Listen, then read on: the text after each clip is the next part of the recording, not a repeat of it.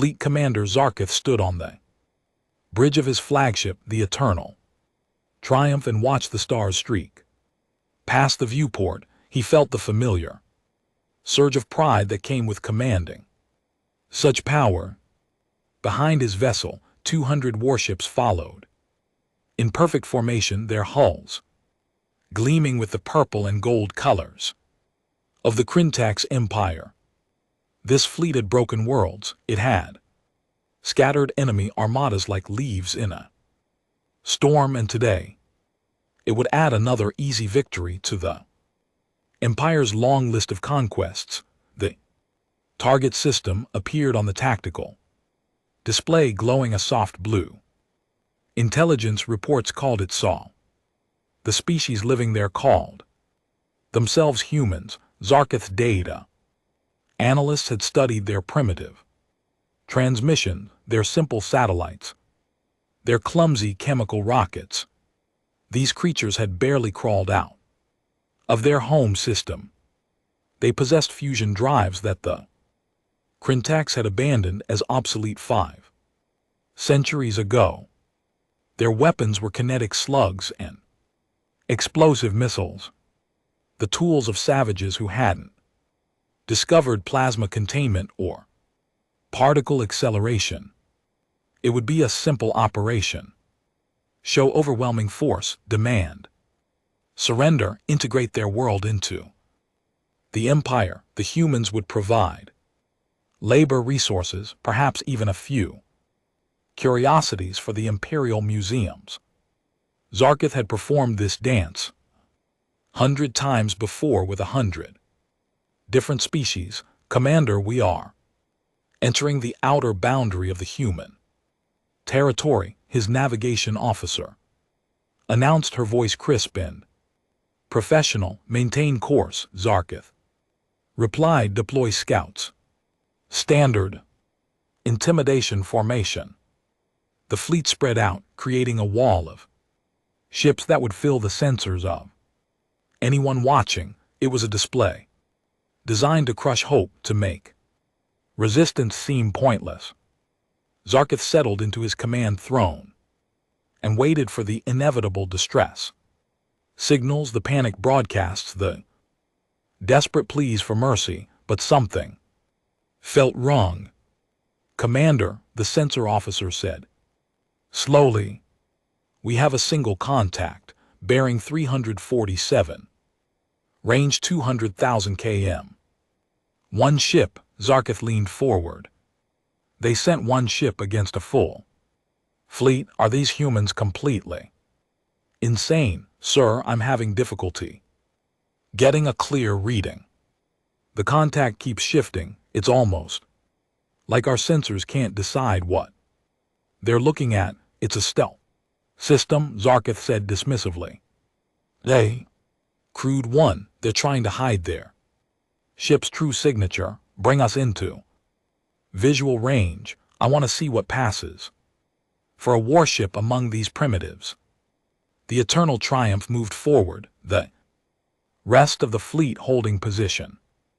Zarkith expected to see something small and desperate, a last-ditch defender making a brave but futile stand. What appeared on the main view screen made him sit up straight in his throne. The human ship was enormous. It dwarfed the Eternal Triumph by a factor of 3, a massive wedge of dark gray metal that seemed to absorb light rather than reflect it. But it wasn't the size that made Zarkith's skin prickle with unease. It was the condition of the vessel. The hull was covered in scars. Deep gouges ran along its flanks. Sections of armor plating looked newer than others, clearly replaced after taking damage. Burns and impacts marked nearly every surface. This wasn't a pristine warship fresh from a shipyard. This was a vessel that had seen combat, real combat, again and again and again. And it was still flying. What kind of ship is that? Zarkith muttered. His tactical officer worked her console frantically. I can't classify it. Commander, it doesn't match any known configuration. The power readings are I don't understand these numbers. They shouldn't be possible from a vessel that size. The human battleship hung in space, not advancing, not retreating, just waiting. There was something deeply unsettling about its stillness. It reminded Zarkith of the way a predator watches its prey before striking. Open a channel, Zarkith ordered. Let's get this over with. Communications officer worked her.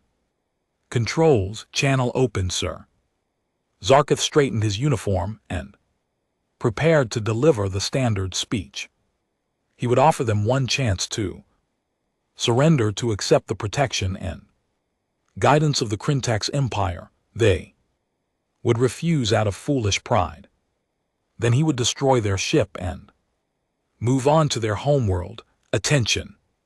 Human vessel, Zarkith began, you stand before the 3rd Expeditionary Fleet of the Crintax Empire. You are outmatched and surrounded. Power down your weapons and prepare to receive boarding parties. Resistance will result in your immediate destruction. You have one standard cycle to comply. Silence answered him. The human ship remained motionless. Then a voice came through the speakers, and Zarkith felt his confidence waver for the first time in his long career. It was a female voice, calm and relaxed, almost amused. Crintax vessel, this is Captain Sarah Chen of the TDS. Indomitable, I appreciate the offer. Really, but I think you might want to reconsider who's surrendering to whom. Laughter rippled through Zarkith's bridge crew. The audacity of it was almost refreshing. These humans had courage, at least. Foolish courage, but courage. Nonetheless, you find this amusing, Zarkith said coldly. You face 200 warships with a single vessel. What possible delusion makes you think you have any chance of survival?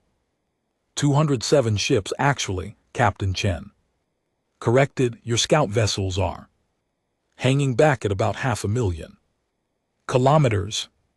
And as for delusions, well, I'd say the delusional one is whoever sent an entire fleet to intimidate a species they know nothing about. Zarkith's amusement evaporated. How did she know about the scouts? They were running silent, their emissions contained, unless human sensors were far more advanced than the intelligence reports suggested. I grow tired of this, Zarkith said. Weapons, prepare a warning shot. Target the space 300m off their bow. Let's show these primitives what real power looks like. Firing. Solution locked, Commander. Fire. Lance of superheated plasma erupted from the Eternal Triumph's main gun. It was a weapon that could vaporize a city block. In an instant, the concentrated fury of a captive star given form and direction. The beam crossed the distance between the ships in less than a second and struck the Indomitable. Zarkith expected to see the beam pass by the human ship as intended, close enough to make them feel its heat, far enough to avoid actual damage. Instead, the plasma beam hit something invisible around the human vessel and simply vanished. It didn't explode. It didn't scatter. It was absorbed, dissipated, neutralized, as if it had never existed. What just happened? Zarkith demanded. Sir, they have some kind of defensive field. It's not like our shields. This is something different. It's absorbing energy instead of deflecting it. That's impossible. The power requirements alone would. Commander, the sensor officer interrupted, her voice tight with fear. The human ship is painting us with active targeting systems, multiple systems. I count at least 40 different Weapon locks on our position, the main view screen changed instead of just showing the Indomitable. It now displayed a data transmission the humans were broadcasting openly. It showed the entire Crintax fleet, each ship highlighted and tagged with identification codes, weapons, capabilities, and shield strength. It was their own tactical data, the kind of information that should have been secure, displayed for anyone to see. Captain Chen's voice came through the speakers again, and this time there was no amusement in it. Commander Zarkith, you've made two mistakes today. First, you assumed we were primitives. Second, you fired on a Terran defense ship. I'm going to give you one chance to turn your fleet around and leave this sector, because if you don't, you're going to learn a very expensive lesson about why humanity doesn't need 200 ships to make a point. Zarkith stared at the scarred hull of the Indomitable and felt something he hadn't experienced in decades of military service, cold creeping doubt. Zarkith felt his face flush with anger. The human captain dared to threaten him, dared to speak to a fleet commander of the Crintax Empire as if he were some minor pirate. The sheer arrogance of it ignited something hot and dangerous in his chest. You want a lesson? Zarkith snarled. Then I will teach you one. All ships weapons free. Show these primitives what happens when they insult the Empire. His tactical officer hesitated. Sir, we don't know what capabilities they possess. Perhaps we should. Are you questioning my orders? No, sir. All ships opening fire. Space between the fleets erupted with light, plasma beams, particle lances, and missile swarms launched from 200 warships simultaneously. It was enough firepower to crack a planet's crust. The combined assault converged on the Indomitable from every angle, a sphere of death that nothing could possibly survive. Zarkith watched the view screen, waiting for the human ship to break apart, to explode, to simply cease existing under that overwhelming barrage. But the Indomitable didn't die. Its defensive fields flared into visibility, a shimmering barrier that wrapped around the hull like a second skin. The plasma beams hit the field and splashed across it like water against stone. The particle weapons scattered and dissipated, and the missiles never even reached the ship. Hundreds of small turrets emerged from the Indomitable's hull, tracking the incoming missiles. With inhuman precision, they fired in rapid bursts, small projectiles that moved too fast for Zarkith's sensors to track properly. Every missile that entered range simply exploded, torn apart by the point defense network before it could detonate. In 3 seconds, over 500 missiles became clouds of expanding debris. Sir, their defense system is operating on a level we can't match, the tactical officer reported, her voice shaking. The tracking speed alone suggests computer systems far beyond our own. And those shields, they're still at full strength despite the bombardment. Then we hit them harder, Zarkith growled. Double the power output, all ships. Maximum firepower. The assault intensified.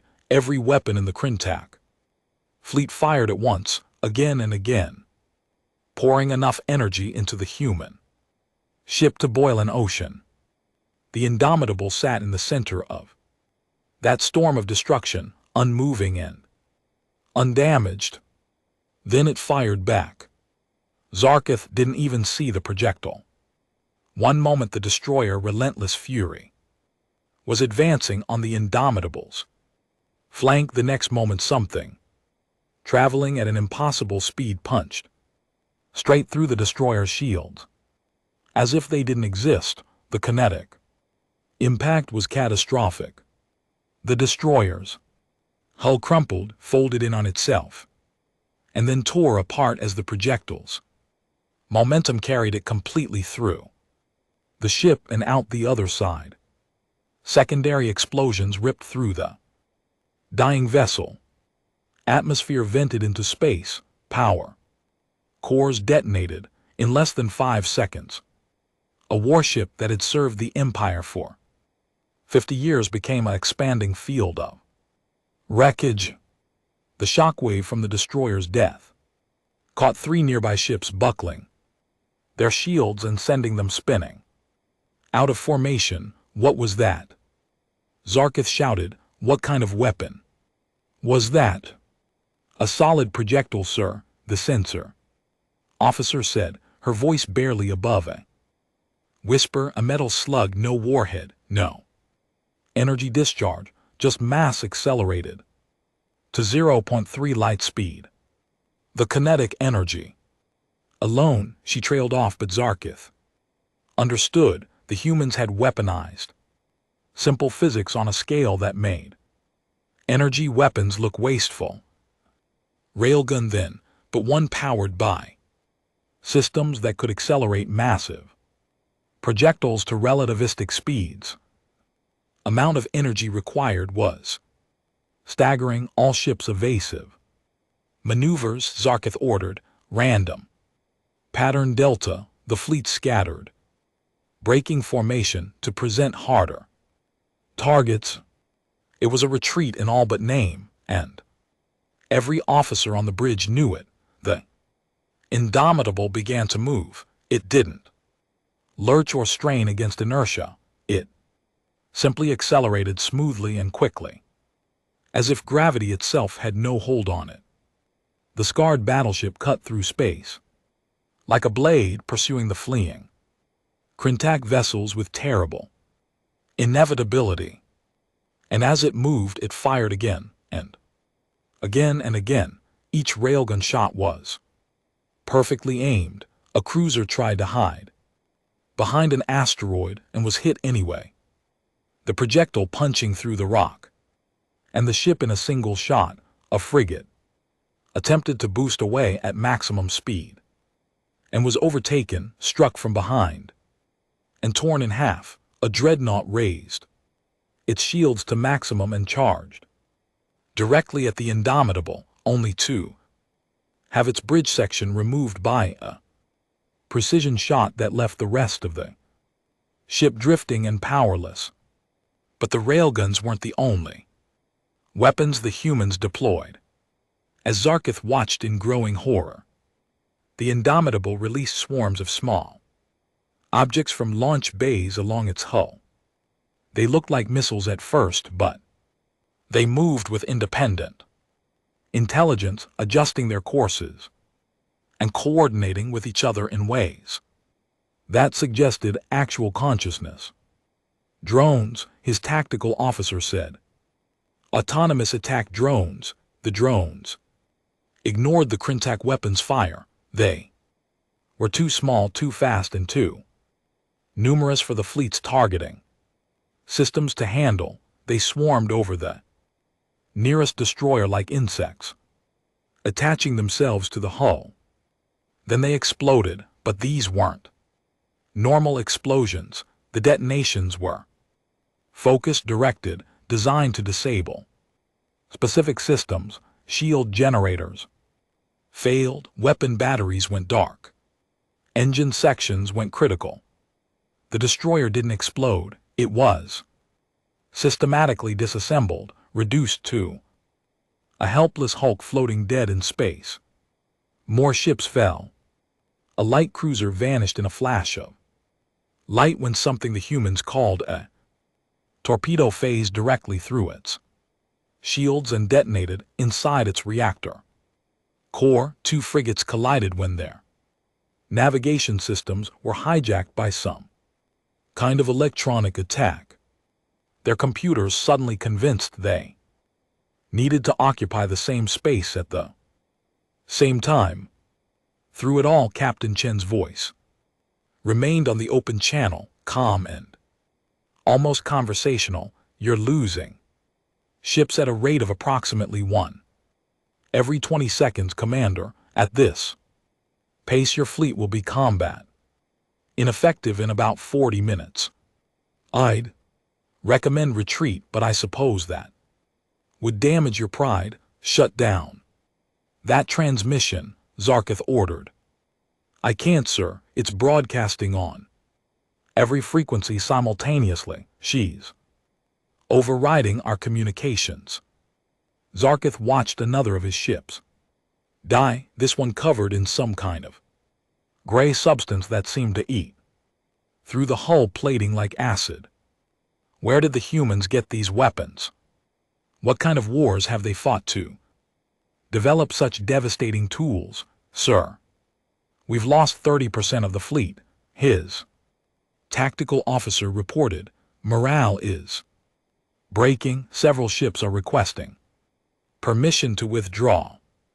Zarketh looked at the Indomitable. It sat among the wreckage of his fleet, its hull still scarred and battered, its weapons still firing with mechanical precision, and it hadn't even used its main guns.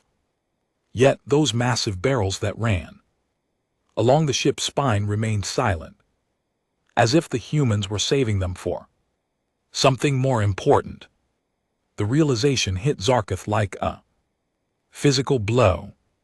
They were playing with him, testing his fleet, cataloging their weapons and tactics. The Indomitable could have destroyed them all in the first minutes of combat, but it was taking its time, learning everything it could about Crintak. Military capabilities, full retreat.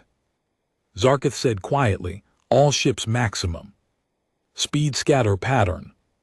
Make for the jump point, sir. Do it now. The order went out. The surviving ships of the 3rd Expeditionary Fleet abandoned all formation and fled in every direction, desperate to escape the nightmare that hunted them. Over half of Zarketh's command was already destroyed or disabled. The rest ran for their lives, and the Indomitable followed, not hurrying, simply maintaining a steady pursuit. It picked off the slowest ships, the damaged ones, the ones that couldn't quite reach escape velocity. It didn't chase the entire fleet. It didn't. Captain Chen's voice came through one final time before the eternal triumph reached the jump point. Commander Zarketh, you're being allowed to escape. You need to deliver a message to your empire. Humanity has claimed this sector. Any further incursions will not be met with a single battleship. You'll face the full Terran defense fleet. Run along now and thank whatever gods you worship that were feeling merciful today. Zarketh's ship jumped to faster than light speed, fleeing into the safety of hyperspace as the stars stretched and the human system disappeared behind them. The long-range sensors picked up new contacts entering the system, 30 massive ships, each one broadcasting the same distinctive signature as the Indomitable. The reinforcements that had been waiting just outside sensor range, ready to intervene if their single battleship had needed help. Zarketh realized with cold certainty that the Indomitable hadn't been their frontline warship. It had been their scout. The journey back to the Crintak homeworld took 14 days. For Zarketh, every hour of that trip was torture. He sat in his quarters staring at the after-action reports, replaying the sensor logs over and over. No matter how many times he watched, the outcome never changed. His fleet had been destroyed by a single human vessel. 52 ships lost, another 31 so badly damaged they had to be scuttled before making the jump to hyperspace. Thousands of crew members dead or missing, and all Zarkith had to show for it was a handful of sensor recordings and his own survival. The Eternal Triumph limped into orbit around Krintak Prime with the other battered survivors. Zarkith received his summons to appear before the High Conclave within an hour of arrival. He knew what was coming: disgrace, court-martial, perhaps even execution, for losing so many ships on what should have been a simple scouting mission. The conclave chamber was a massive dome of crystal and metal that floated above the imperial palace. Inside, 12 members of the ruling council sat on thrones, arranged in a circle. At the center stood a single pedestal, where those called to account would present their testimony. Zarkith walked to the pedestal with his head high. If he was going to be punished, he would face it with dignity. Fleet Commander Zarkith, the High Counselor, began, his voice echoing through the chamber. You departed Krintak Prime with 207 warships. You return with barely a quarter of that number. You were tasked with simple reconnaissance of a primitive species. Instead, you suffered the worst military defeat in recent imperial history. Explain yourself. Zarkith had prepared a full report, but as he stood before the conclave, he realized that simple facts wouldn't capture the truth of what had happened. These counselors had never faced the indomitable. They hadn't felt the cold terror of watching their weapons fail, their ships die, their tactical superiority evaporate like morning mist. The intelligence reports were wrong. Zarkith said simply, the humans are not primitive, they are far beyond us in military technology. Murmurs rippled through the conclave. One counselor, a war-scarred veteran named Craddock, leaned forward. You expect us to believe that the species we discovered only months ago somehow surpasses the Krintak Empire? We, who have conquered 1,000 worlds. I expect you to review the sensor logs, Zarkith replied. Everything is there. Their weapons, their defenses, their tactics. See for yourself. The conclave went silent as the tactical recordings played on holographic displays throughout the chamber. Zarkith watched the counselors' expressions change as they witnessed the battle. Disbelief became confusion. Confusion became concern. Concern became fear. When the recording ended, the chamber remained quiet for a long moment. This is genuine, High Counselor Vekhammer asked quietly. Unaltered. Verified by 3 independent teams. Zarkith confirmed. Every bit of data has been analyzed. It's all real. Another counselor, the chief scientist, Pelrin, spoke up. Her voice was thoughtful, analytical. I want to examine these recordings in detail. The technology they display is remarkable. Those defensive fields, the way they manipulated gravitational forces, the precision of their targeting system, this is not simply advanced technology. This is an entirely different approach to warfare. Different how? Craddock demanded. We build our weapons around energy manipulation, Pelrin explained. Plasma particles, directed radiation. We've pursued this path for millennia. But the humans have focused on kinetic force, on information warfare, on automated systems where we use brute power. They use precision and efficiency, and their results are devastatingly effective.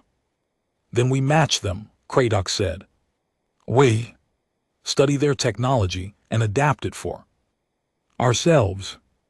That would take decades, Pelrin countered. Perhaps centuries. You can't simply copy an entire technological philosophy. Every advancement they've made builds on previous innovations we never pursued. We would have to start from the beginning. The High Counselor raised a hand for silence. Fleet Commander Zarkith, the human captain, allowed you to escape. Why? She said I needed to deliver a message. That humanity claims the sector around their homeworld and will not tolerate further incursions. And if we send our full armada, 3,000 ships instead of 200, Zarkith thought about those 30 battleships he detected entering the system as he fled. He thought about the casual way Captain Chan had dismantled his fleet as if it were a training exercise rather than real combat. Then I believe we would lose 3,000 ships, Zarkith said quietly, and possibly provide the humans with a reason to go on the offensive. The chamber erupted into argument. Some counselors demanded immediate military response, others called for caution and negotiation. A few suggested abandoning the sector entirely, ceding the territory to the humans without further conflict. Kradok's voice cut through the chaos. The Empire does not retreat. We do not surrender territory to anyone. If these humans want war, then we will give them war on a scale they cannot imagine. And what will that accomplish? Pelrin asked sharply. Pride, glory, dead soldiers. I've analyzed the human ship's capabilities. If their entire fleet possesses similar technology, we cannot defeat them through conventional warfare. Then what do you suggest? The High Counselor asked. First, we learn everything we can about them, Pelrin said, not just their technology, but their culture, their history, their motivations. We need to understand how a species develops such advanced weapons. Second, we attempt diplomatic contact, if they're willing to allow survivors and send messages, they might be open to negotiation. And third, we prepare our defenses. If war comes, we need to be ready, but we should not be the ones to start it. The debate continued for hours. Zarkith stood at the center answering questions, providing details, defending his decisions. Finally, as the day wore on, the High Counselor called for a vote. The decision was split, but the moderates won. The Empire would send covert intelligence teams to learn more about humanity. They would prepare a diplomatic mission, and they would quietly mobilize the Imperial Armada, positioning it near human space, but not crossing the boundary. It was a compromise that satisfied no one, but it was the best the fractured conclave could manage. As the session ended and the counselors departed, Pelrin approached Zarkith. Walk with me, Commander, she said. They left the chamber and moved through the palace gardens, a carefully maintained ecosystem that showcased plants from 100 conquered worlds. You saw something out there, Pelrin said. It wasn't a question. Something the sensors didn't capture. Zarkith nodded slowly. Their ship, the Indomitable, it was covered in battle damage, old scars from countless fights, but it was still operational, still effective. These weren't conquests they survived. These were wars. Wars against whom? That's what terrifies me, Zarkith admitted. They didn't develop those weapons to fight us. They already had them. They built them to fight someone else. Or something else. Or he paused, the realization making him Feel cold. Or each other. Pelrin stopped walking. You think they fought among themselves? I think they've been fighting for a very long time. Those weapons, those tactics, the way their captain barely seemed concerned about facing 200 warships. That level of skill doesn't come from peaceful exploration. It comes from experience, from necessity, from survival. Then we need to know their history. Pelrin said firmly, if humanity has been at war with itself, we need to understand what kind of conflicts would drive them to such technological heights. Over the following weeks, Krinthax's intelligence teams worked tirelessly. They intercepted human data missions, they analyzed captured databases from automated relay stations. They pieced together fragments of information from 1,000 sources. What they discovered horrified the Conclave even more than the battle. Recordings. Humans had been fighting wars for their entire recorded history. Thousands of years of conflict, from primitive weapons to nuclear arsenals to the advanced systems they possessed now. They had developed their military technology not through academic research, but through desperate innovation during countless conflicts. The reports detailed human wars, global conflicts that killed millions, cold wars where entire civilizations lived under the threat of extinction, proxy battles fought on distant colonies, civil wars that tore apart political structures. Humanity had refined the art of warfare through sheer brutal practice. And then, 50 years ago, they had finally achieved peace among themselves.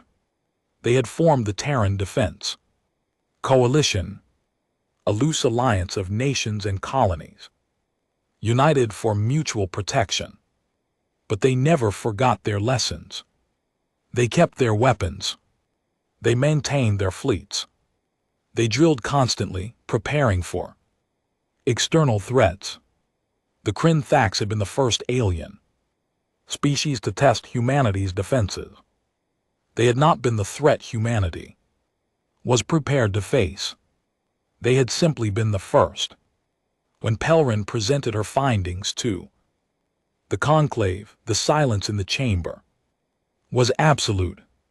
They are not conquerors, she concluded. They are survivors, and survivors fight hardest when cornered. The High Counselor made his decision. Send an emissary under a flag of truce. Let us see if these survivors can be reasoned with. Ambassador Thulcaris had served the Krinthax Empire for 40 years. She had negotiated trade agreements with species across 3 sectors. She had mediated conflicts between rival colonies. She had even helped draft the surrender terms for a dozen conquered worlds, but she had never felt this nervous about a mission. Her ship, a small diplomatic vessel, painted in the white and gold colors of truce, approached the human territorial boundary at a carefully slow speed. Every sensor was broadcasting their peaceful intentions. Every communication channel carried messages of diplomatic greeting. Thulcaris wanted to make absolutely certain that the humans understood she was not a threat. The response came quickly. A voice transmission, male this time, with a slight accent that Thulcaris's translator struggled to identify. Krinthax vessel, this is Terran Defense Station Sentinel. We've received your diplomatic credentials. You're cleared to proceed to coordinates being transmitted now. A patrol ship will escort you to the diplomatic facility. Do not deviate from the provided course. Do not activate any weapon systems. Welcome to human space, Ambassador. Acknowledge Sentinel Thulcaris. replied, "We will comply with all instructions." The escort ship that met them was smaller than the Indomitable, but it still made Volcaris's security detail nervous. It was sleek and dark, bristling with weapon emplacements that tracked her vessel with unnerving precision. But it made no hostile moves, simply falling into formation alongside the diplomatic ship and matching its course. As they traveled deeper into human territory, Volcaris observed everything. The humans had dozens of space stations scattered throughout their system. Some were clearly military installations, their sensor arrays and weapon batteries obvious even from a distance. Others appeared to be industrial facilities, massive shipyards where new vessels took shape. Still others seemed to be civilian habitats, rotating cylinders where lights glowed in what looked like cities. What struck Volcaris most was the variety. The stations didn't follow a single design philosophy. Each seemed unique, built by different entities with different purposes. It was chaotic in a way that made the organized uniformity of Kryn-Thak's space seem sterile by comparison. "Ambassador," her pilot said quietly, "I'm detecting multiple governments broadcasting from different stations. The humans don't appear to have a unified political structure." Volcaris frowned. "That shouldn't be possible. How can they coordinate military action without central authority?" "I don't know, Ambassador. But there are at least 7 distinct administrations claiming jurisdiction over various territories. They seem to operate through some kind of alliance framework rather than a single empire." It was fascinating and confusing. The Cathar Empire was exactly that. An empire with clear hierarchies and unified command. These humans seemed to exist in a state of organized chaos. Multiple factions somehow coexisting and cooperating despite having separate governments. The diplomatic facility turned out to be a massive station orbiting Earth's moon. As Volcaris's ship docked, she could see other alien vessels in nearby bays. Some she recognized as independent traders who operated in neutral space. Others were completely unfamiliar. The humans apparently welcomed multiple species to their territory despite their military strength. A human delegation met her at the airlock. They were smaller than Cathar, bipedal, with only 2 eyes and no facial ridges. Their leader, a man with gray hair and a formal suit, extended his hand in what Volcaris had learned was a greeting gesture. "Ambassador Volcaris, I'm Secretary Zhao Chen of the Terran Diplomatic Corps. On behalf of the Terran Defense Coalition, welcome to Luna Station." Volcaris carefully mimicked the handshake. "Thank you, Secretary. I appreciate your willingness to meet with us after our unfortunate first encounter." "Well, your fleet did fire first," Secretary Zhao said mildly, "but we understand that mistakes happen. Please follow me. The council is waiting." The interior of Luna Station was as chaotic as its exterior. Humans moved through corridors alongside robots in what appeared to be artificial intelligence constructs housed in mechanical bodies. Signs in dozens of languages pointed to different sections. The architecture seemed to blend multiple styles, as if the station had been built in sections over many years. Secretary Zhao led her to a conference room with a large window overlooking Earth.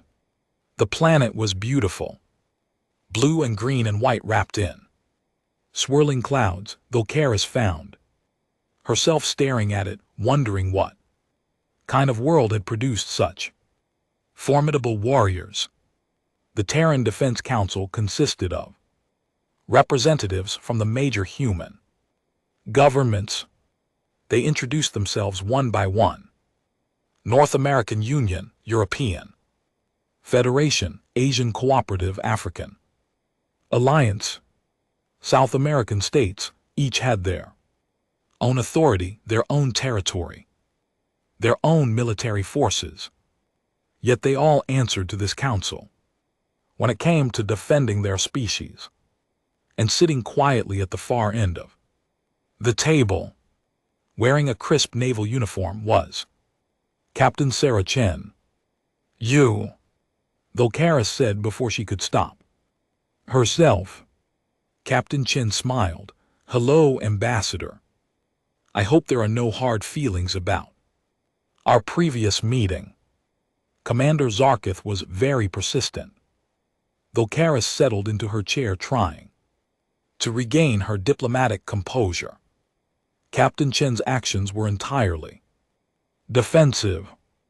"We acknowledge that our military commander acted hastily and without proper intelligence.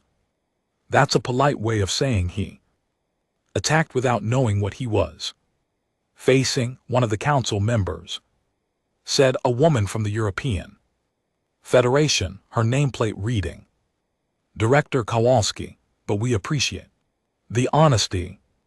Now, what brings the Cathar Empire to our sector?" This was the delicate part. Volcaris had to convey the Empire's position without seeming weak or appearing to threaten. "The Cathar Empire has existed for 3 millennia, she began. "We have brought order and civilization to hundreds of worlds. When we detected your transmissions, we assumed you were a young species in need of guidance. We now understand that assumption was incorrect, very incorrect, Captain." Chen murmured. "The Empire wishes to establish formal diplomatic relations with humanity. We propose a non-aggression pact, trade agreements, and cultural exchanges. We believe both our peoples can benefit from peaceful coexistence."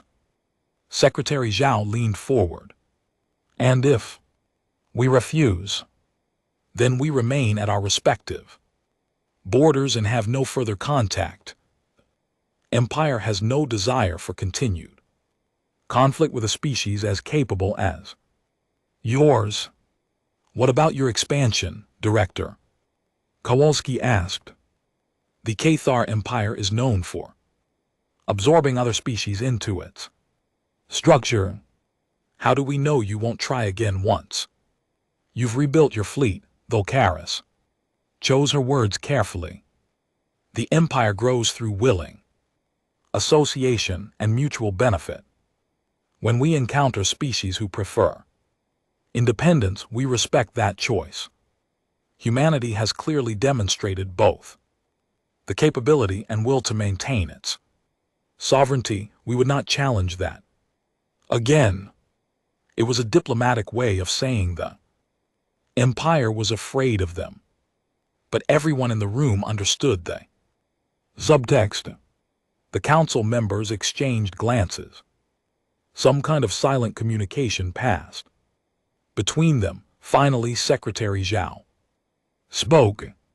"We'll need to discuss this among ourselves. In the meantime, would you like a tour of our facilities? It might help you understand humanity better." "I would be honored," Volcaris replied.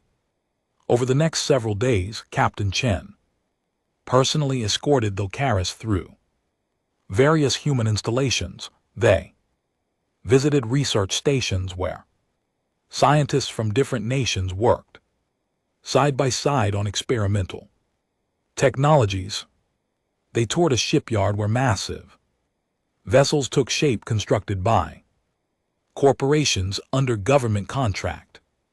They even spent time on Earth itself, walking through cities that seemed to exist in a constant state of controlled chaos.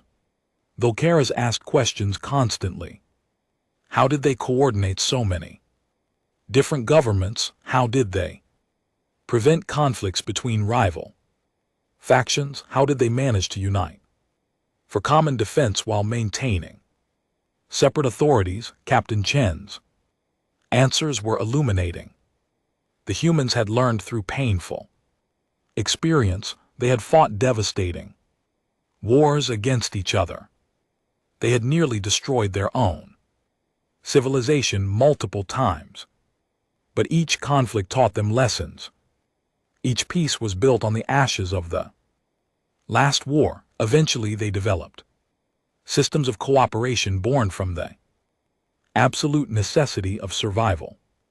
We're not united because we like each other, Captain Chen explained one evening over dinner. We're united because we learned that the alternative is extinction. When you face that choice enough times, you find ways to work together, but you still maintain separate militaries. Volcaris observed, you still have different governments. Doesn't that create inefficiency? Sometimes, Captain Chen admitted, but it also creates redundancy. If one government fails, others continue. If one military doctrine proves ineffective, others can adapt. Diversity makes us resilient. Unity makes us strong. We've learned to balance both. On the final day of the tour, Captain Chen took Volcaris to a shipyard orbiting Mars. There, in various stages of construction, sat dozens of massive warships. Each one was larger than the Indomitable, their hulls studded with weapon emplacements and armored with materials that Volcaris' scanner couldn't identify. Sovereign-class battleships, Captain Chen said proudly. Next generation defense platforms. We're building 50 of them just to be safe. The treaty signing ceremony took place on Luna Station 2 weeks after Volcaris' arrival. Representatives from every major human government attended, along with delegations from the Cathar High Conclave transmitted via real-time holographic link. It was a historic moment, the first formal diplomatic agreement between humanity and an interstellar empire. Volcaris signed the documents with a steady hand, though her mind turned with thoughts about what this treaty truly meant. The Cathar Empire was acknowledging officially and publicly that another species existed as their equal. It was unprecedented in 3,000 years of imperial history. After the ceremony, as the various delegations dispersed and the diplomatic staff began celebrations, Volcaris found herself standing alone at the observation window, looking down at Earth. The planet seemed peaceful from this distance, its wars and conflicts invisible beneath the clouds and oceans. Beautiful, isn't it? Volcaris turned to find Captain Chen approaching with 2 glasses of something amber and bubbling. Champagne, the captain explained, offering 1 glass. Old Earth tradition. We drink it to celebrate important occasions. Volcaris accepted the glass carefully. Your world does seem remarkably peaceful from up here. From up here, yes. Captain Chen joined her at the window. But down there we've still got disputes over territory, arguments about resources, political conflicts that sometimes get heated. We're not perfect, we're just trying to be better than we were. May I ask you something? Volcaris said. Of course. That day when you faced Commander Zarkith's fleet, you could have destroyed them all in the first minutes. Couldn't you? Everything you did, it was Measured, controlled. You were holding back. Captain Chen took a sip of her champagne. We could have, yes. Indomitable alone had the firepower to eliminate that entire fleet in under 10 minutes, but that would have been slaughter. Destroyed what we couldn't safely disable and let the survivors flee. We wanted to send a message, not commit genocide. Why show such mercy to an enemy who attacked you? Because we've learned something important through our history. Today's enemy might be tomorrow's ally. Today's war might become tomorrow's regret. We've fought enough wars to know that excessive violence creates cycles of revenge that can last generations. Captain Chen turned to face Thulcaris directly. Your empire attacked us out of ignorance and arrogance. But you weren't trying to exterminate us. You thought you were bringing order to primitives. Wrong, yes. Insulting, absolutely. But not evil. So we defended ourselves, proved our point, and gave you a chance to walk away. And if we had refused, if Commander Zarkith had continued the attack, Captain Chen's expression hardened slightly, then we would have done what was necessary. Make no mistake, Ambassador, we're capable of tremendous violence when required, but we choose not to use it unless we must. That choice is what separates defense from aggression. Thulcaris thought about the scarred hull of the Indomitable, the evidence of countless battles, your ship, the damage it carried, what wars gave it. Those scars, pirate raids mostly, some conflicts with aggressive species in neighboring sectors, one particularly nasty encounter with an automated defense network left over from some extinct civilization. The Indomitable has been in service for 20 years. She's seen her share of action. And those new battleships in the shipyard, the Sovereign class, they're our answer to the question, what if we meet something even worse? We hope we never need them for their intended purpose. But hope isn't a strategy, preparation is. A thought occurred to Thulcaris. Captain, may I ask you a difficult question? You can ask. I'll decide if I want to answer. If your species is so advanced, so powerful, why haven't you expanded? Why remain in your single system when you could claim territory across multiple sectors? Captain Chen was quiet for a long moment, looking down at Earth with an expression that seemed equal parts pride and sadness.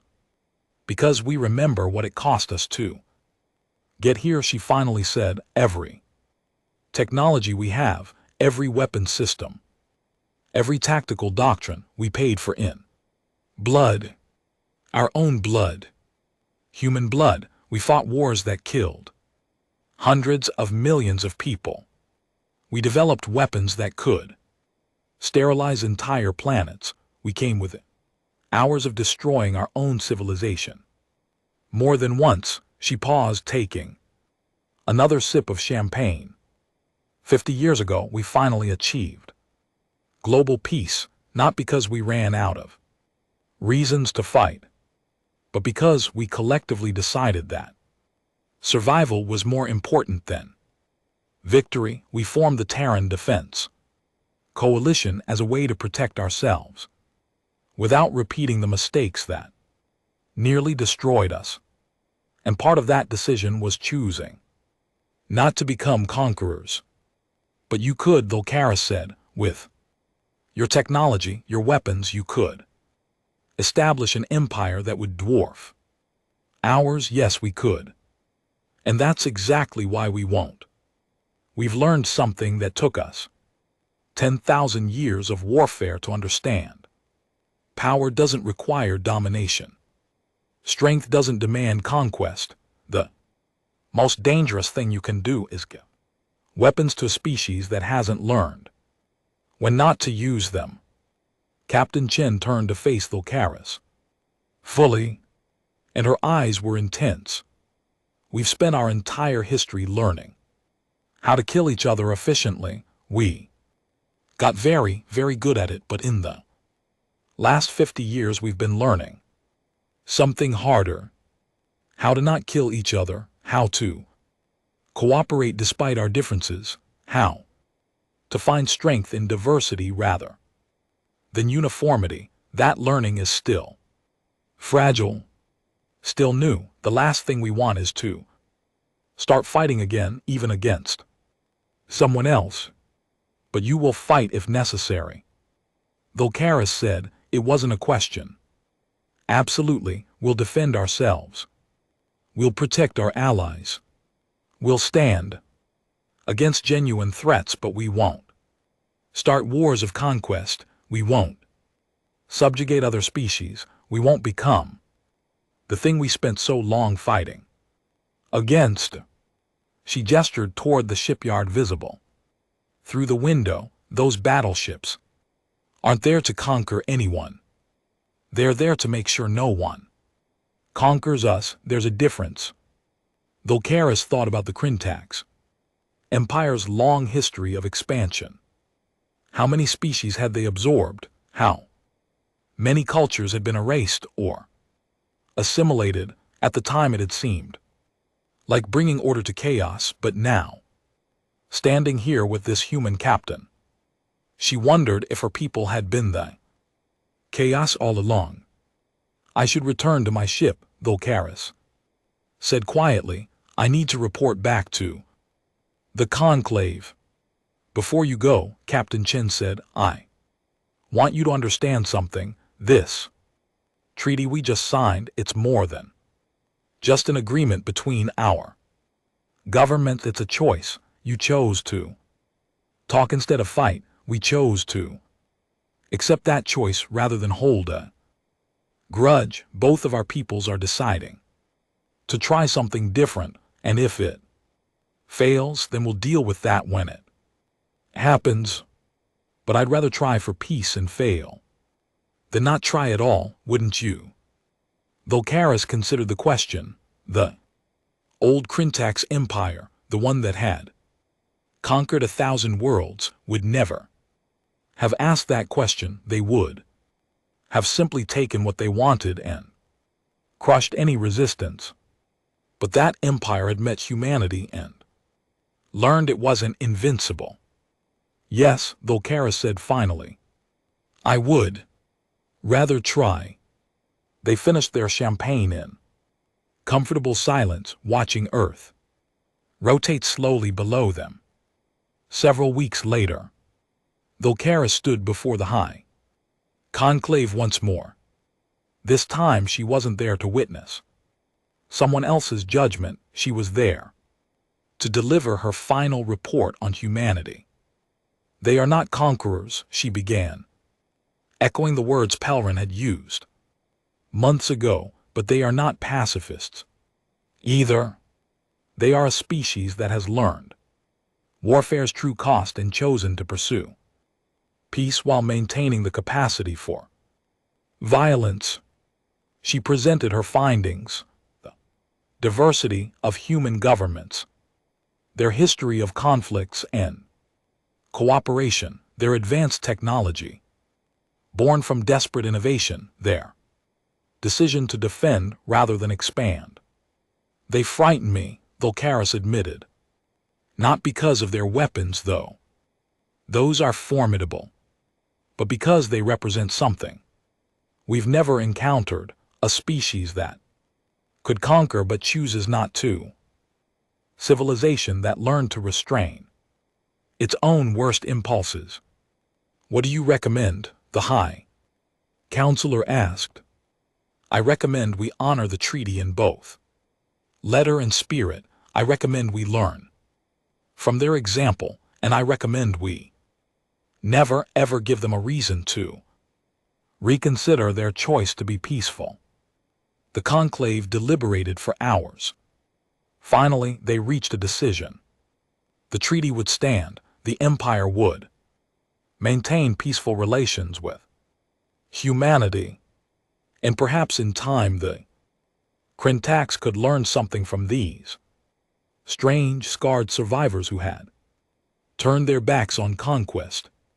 Commander Zarkith, who had been quietly rehabilitated and given a position, Fleet Logistics, watched the proceedings from the gallery. He thought about the indomitable about Captain Chen's calm voice in the midst of battle, about the way humanity had chosen mercy when they could have chosen annihilation. The galaxy had changed the day the Krintax met humanity, not because of conquest or war or the rise of a new empire, but because two species had looked at each other across the void and decided that understanding was better than destruction. It was a small choice in the grand scale of the universe, but it was a beginning, and sometimes a beginning is enough.